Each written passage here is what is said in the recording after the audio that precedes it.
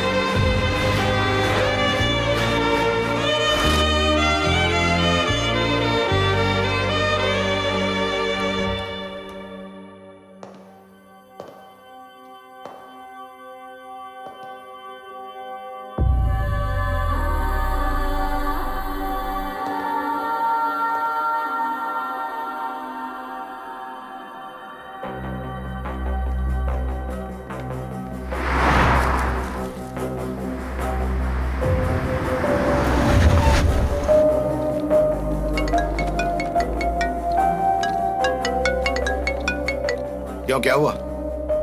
पापा, वो दादाजी। समझ गया, पापा नहीं रहे। मैं नहीं आ सकता। पिछले 24 घंटों से बिना सोए हुए ट्रैवल कर रहे हैं, मुझे बैक पेन भी हो रहा है। अब मैं दोबारा नहीं आ सकता। मैं तो इस बात से परेशान हूँ कि दामोदर मेरे साथ क्या करेगा। मुझे बहुत सारी ईमेल आ चुकी है, वो सब ठीक करना है। अरे ये आप क्या कह रहे हैं? आप सबसे बड़े हैं, क्रियाक्रम तो आप ही को करना है। अरे ये रूल है, कंपलसरी नहीं है। मैं पहुंच ही नहीं पा रहा हूं तो अल्टरनेटिव ढूंढना पड़ेगा। मरने वाले का सबसे पसंदीदा आदमी क्रियाकर्म करता है, तभी उसके आत्मा को शांति मिलती है। इसलिए तुम्हें ही उनकी अंत्यविधि करनी पड़ेगी, यही अच्छा होगा। वो तुम्हें ही सबसे ज्यादा प्यार करते थे, तुम ही कर दो। जैसा कि तुम्हें बड़े भाई ने कहा, तुम ही सारे क्रियाकर्म कर देना। आज मेरा ऑफिस का पहला दिन था, बहुत सारा काम पड़ा हुआ है। अगर मैंने कहा कि मैं फिर से जा रहा हूँ, दिल जस्ट फायर मी। तो हम तुम्हें 13वीं के दिन मिलेंगे, ठीक है? ठीक है। बेटे नहीं आएंगे तो फिर बेटी वहाँ आकर क्या करेगी बताओ? सिर्फ रोने के लिए? हम चारों साथ हैं तो ही अच्छा लगेगा। मेरे पति रात देर तक काम करते हैं और बच्चे अकेले रहते हैं। इन्हें छोड़कर आना मुश्किल है। सोच लेना कि हम हैं और सब काम कर देना। क्या उन्हीं के पास न आने का कारण है, हमारे पास नहीं? हफ्ते भर के लिए आए थे, महीने भर का नुकसान हो गया है। वैसे भी मेरे पति को उनकी शक्ल देखने की कोई इच्छा नहीं है। और ये तुम्हारे चाचा नहीं, मैं बोल रही हूँ। मेरी शक्ल क्या देख रहे हैं? सामान भरो उसमें। बोल बोल के गला सूख गया मेरा।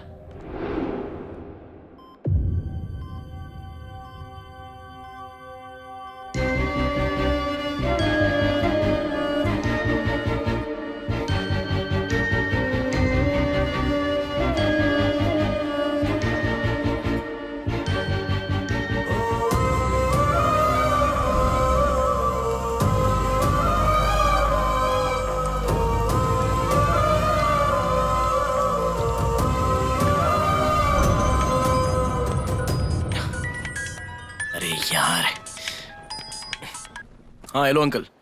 हेलो, आखिरी क्रियाक्रम ठीक से हो गए हैं ना? हाँ, सब ठीक से हो गया अंकल। लगता है मैं नहीं आया इसलिए गुस्सा है। फैमिली ग्रुप पे फोटो भी नहीं डाली उसने, और ना ही अपने चाचाओं के फोन का जवाब दे रहा है। उसे लग रहा है कि उनके जाने का हमें दुखी नहीं हुआ। हम क्या करें, कितनी बार वहाँ आ जा सकते हैं? हम यहाँ पहुंचते वो चल बसे। अभी 15 मिनट का रास्ता है, क्या कभी भी आ जा सके? आपने मुझे फोन क्यों किया है अंकल? अरे आज उनकी 13वीं है ना, तो पिंडदान का कार्यक्रम भी होगा। तो तुम एक वीडियो कॉल करके हम सबको वो दिखा देना। एक ही कॉन्फ्रेंस कॉल में हम सब आ जाएं तो ऐसा लगेगा कि हम भी उसका हिस्सा है, और पापा को भी शांति मिल जाएगी। Okay uncle.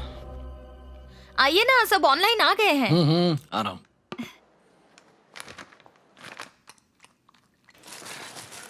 हाँ अंकल, सारे लोग ऑनलाइन है ना?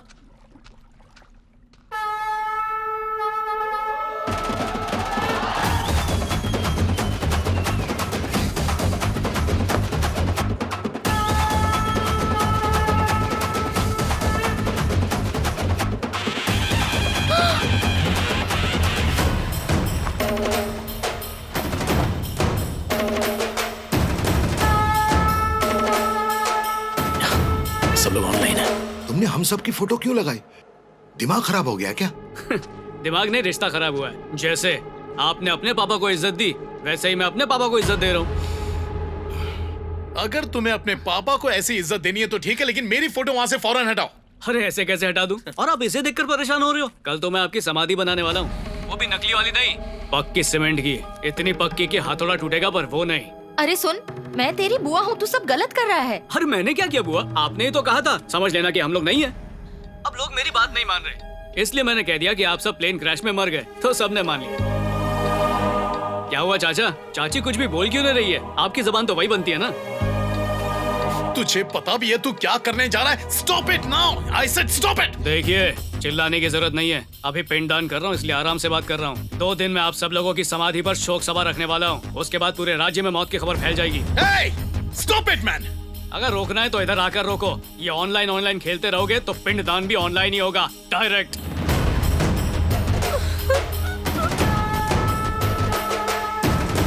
क्या आप तुम फिर वापस जाना चाहते हो? हमें जाने की जरूरत नहीं है, करने दे जो वो करना चाहता है।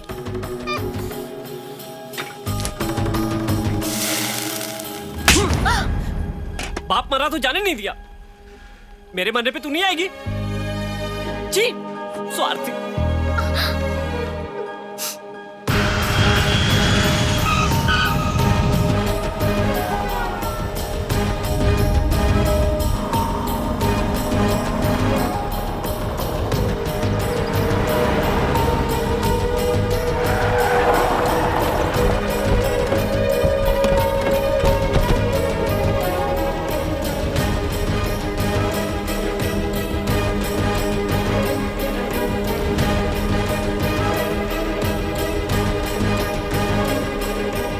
सुनो जी, आपकी समाधि कहाँ है? तुम्हें हमारी समाधि देखने की इतनी जल्दी क्या है? मूर्ख औरत। भैया सुनिए, उससे यहाँ आने के लिए कहिए, आज ही फैसला करेंगे।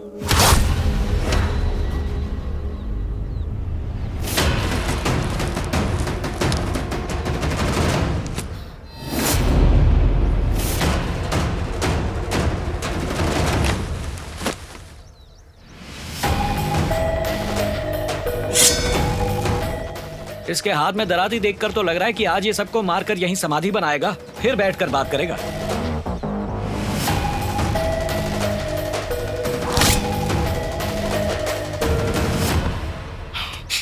देखो, सब लोगों का यहाँ पर एक साथ कैसे आना हुआ? बाप की मौत का सुन के तो बड़े बहाने बना रहे थे, खुद की जान पे बनाई तो सारे बहाने गायब हो गए। हाँ? खुद की मौत पे शेड्यूल, मीटिंग, ऑफिस सब कुछ एडजस्ट कर लिया। यहाँ फोटो पे माला चढ़ी, वहां तुम प्लेन में चढ़ गए। ये कैसी सहूलत वाली मजबूरी है? हाँ? बेटा, ये सब क्या है? एक बात मुझे समझ नहीं आ रही पापा, मुझसे आप बहुत ज्यादा गुस्सा हैं, फिर भी मुझे बेटा बेटा कहकर बुला रहे हैं। फिर आपने अपने बाप का प्यार कभी क्यों नहीं समझा? उनकी जिंदगी, उनकी कुर्बानी आपके लिए कुछ भी नहीं है? हाँ? बस आँख खुलते ही पैसे कमाने की होड़ में इस तरह जुट जाते हो कि भूल जाते हो कि तुम सब इंसान हो, कोई मशीन नहीं। माँ बाप के फर्ज के सामने नौकरी को अपना फर्ज समझा, इसीलिए चाहते थे कि बाप जल्द से जल्द मर जाए ताकि वापस काम पर लग सके। ऐसी सोच के साथ जियोगे? इसीलिए मार दिया सबको। चलो ठीक, वो बहुत ही महान आदमी थे। इसका मतलब ये नहीं कि हम हमेशा उनकी बगल में बैठे रहें और अपना करियर बर्बाद करके बेघर हो जाएं। अंकल, एक नौकरी जाएगी दूसरी मिलेगी, एक प्रोजेक्ट जाएगा दूसरा मिल जाएगा, हर चीज का कोई ना कोई ऑल्टरनेटिव है। लेकिन अगर बाप मर जाए तो उसका ऑल्टरनेटिव ना है, ना था, ना होगा। आप सब अपने जॉब, अपने करियर को एकदम दिल से लगा के रखते हैं। किसने दिया ये सब? वो बुनियाद किसने डाली जिस पे खड़े आप? कभी दिमाग में भी आया? जिस बाप ने तुम्हें काबिल बनाया, कुर्बानियां देके तुम्हारी जिंदगी संवारी, उस बाप के साथ क्या किया तुमने? सोचो। तुम्हारे पापा हमेशा तुम्हें छोटे बच्चे की तरह रखते हैं। वो आ गए, चलो भागो। Offer letter? सॉफ्टवेयर जॉब का। बेटा, मैंने बड़ी मुश्किल से ब्रह्मा जी ब्रदर्स कंपनी से निकलवाया है। अब तुम अमेरिका। मैंने कहा था ना, मैं आपको छोड़कर कहीं नहीं जाऊंगा। अरे बस तू ऐसे ही मुझसे प्यार करते रहना, हम बदल थोड़ी जाएंगे। लेकिन इसका मतलब ये थोड़ी है कि तू हमेशा उस सनकी के अंडर काम करे। आपके बगैर मैं चल भी नहीं सकता, तो दौड़ कैसे लूं? अगर कहीं मैं गिर गया तो? अरे तेरा बाप है ना तुझे संभालने के लिए। हाँ? अरे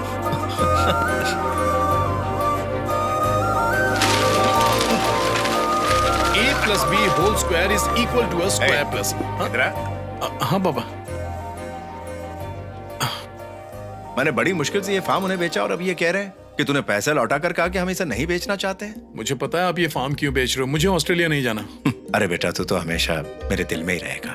जब भी तुझे याद करूंगा तू आ जाएगा। मान ले कभी कोई ऐसा वक्त आया और मैं तुझे फोन करूंगा तो तू भागते हुए नहीं आएगा क्या? जरा देख उन्हें, क्या तू जिंदगी भर ऐसे ट्यूशन पढ़ाता रहेगा और ये लोग हमेशा ऐसे ही रहेंगे? जा बेटा, खूब आगे बढ़। ये अच्छा रिश्ता है बेटी। कितना भी अच्छा रिश्ता मिले पर मैं आपसे दूर नहीं होना चाहती। बिल्कुल नहीं पापा। मरने से पहले माँ ने मुझे कहा था कि मैं आपका हर तरह से ख्याल रखूं। तुम्हारी माँ ने भी मुझसे यही बात कही थी कि मैं तुम्हारा हाथ एक अच्छे आदमी के हाथ में दूं। इसीलिए तो इसे लाया हूँ। देखो बेटा, ये अच्छा आदमी है। अगर मैं अपनी बेटी से मिलना चाहूंगा तो ये मिलने से रोकेगा थोड़ी।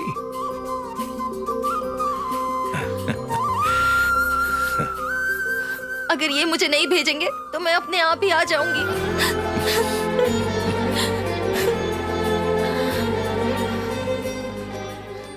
आओ बेटा, आओ। ससुर जी, मुझे बहुत डर लग रहा है। अरे डर कैसा? तुमसे इसकी शादी इसीलिए करवाई है क्योंकि तुम बोल सकती हो। हाँ सुनिए जीजा जी, आपने अपने सारे बच्चे दूर भेज दिए, अब इन्हें भी भेज रहे हैं। इन्हें तो साथ में रख सकते हैं ना? अरे अपने साथ के लिए मैं इनकी ग्रोथ को थोड़ी रोक सकता हूँ। सिर्फ हाथ का अंगूठा और उंगलियां मजबूत होना काफी नहीं होता। सबसे छोटी उंगली का भी बहुत महत्व है। इसे रास्ता दिखाना भी मेरी जिम्मेदारी है। जाओ बेटा।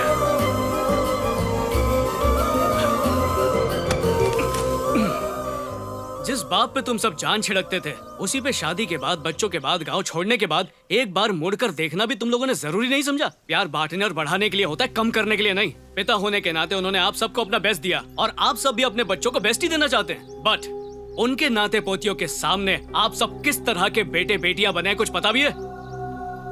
हमने आपसे सीखा है कि माँ बाप की इज्जत अगर होती है तो करो, नहीं तो जाने दो। क्या होगा? अकेलेपन से सिर्फ मर ही जाएंगे ना। तब शायद आप समझेंगे कि बच्चे जब कहते हैं कि वो आ रहे हैं और नहीं आते हैं तो कैसा लगता है। आखिरी वक्त में अपने साथ ना दे तो कितनी तकलीफ होती है। हम भी सोचेंगे कौन मरते बुढ़े पे टाइम वेस्ट करे, इससे अच्छा ऑनलाइन पिक्चर देखेंगे, घूमेंगे फिरेंगे, खाएंगे पिएंगे दोस्तों के साथ। और यहाँ आपका दिल बैठ रहा होगा, सांसें उखड़ रही होंगी, गम के मारे घुट घुट के दम तोड़ रहे होगे। तब आपको अपने किए हुए कर्मों के पाप नजर आएंगे और हमें कोसने का आपको हक भी नहीं मिलेगा, क्योंकि आप खुद वैसे हैं। एक बात याद रखना, हर एक इंसान को इस दौर से गुजरना ही पड़ेगा, क्योंकि आज जो बेटा है कल को वो बाप और दादा जरूर बनेगा, क्योंकि यही कुदरत का नियम है और इससे कोई बच नहीं सकता। सदियों से लोगों को कहते सुना है कि 60 के बाद जो बूढ़े होते हैं वो बच्चों की तरह बर्ताव करने लगते हैं। अगर ये बात सच है तो आप सब इसे मानते क्यों नहीं है? जिस तरह आप अपने बच्चों को संभालते हैं, अगर उसी तरह अपने माँ बाप को संभालने लगेंगे तो वो कभी बोझ नहीं लगेंगे। सच तो यह है कि आपने अपने बाप को नहीं बल्कि बेटे को खोया है।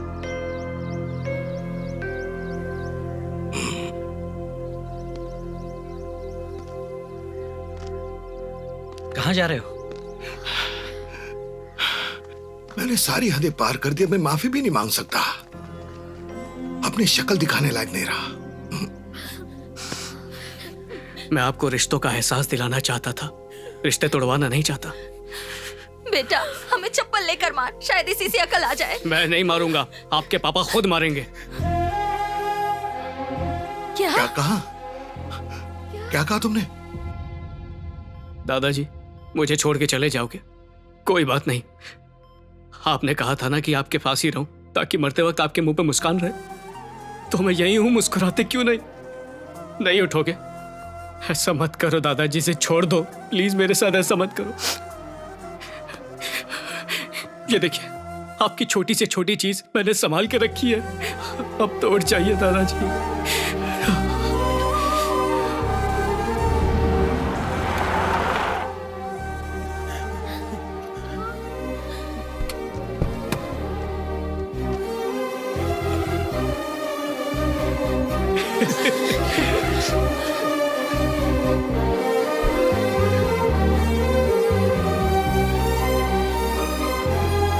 आप ही ने तो कहा था फादर्स डे पे अपने पापा के लिए कुछ करना चाहिए।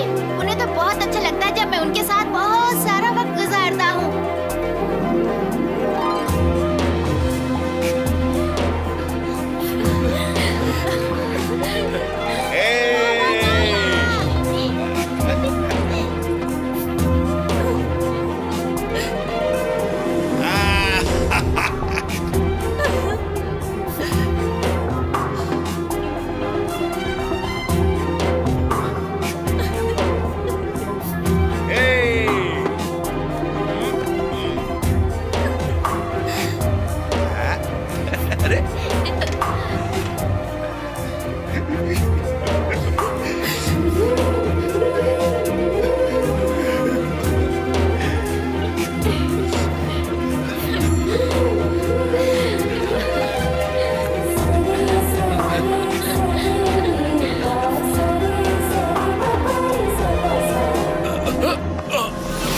दादाजी।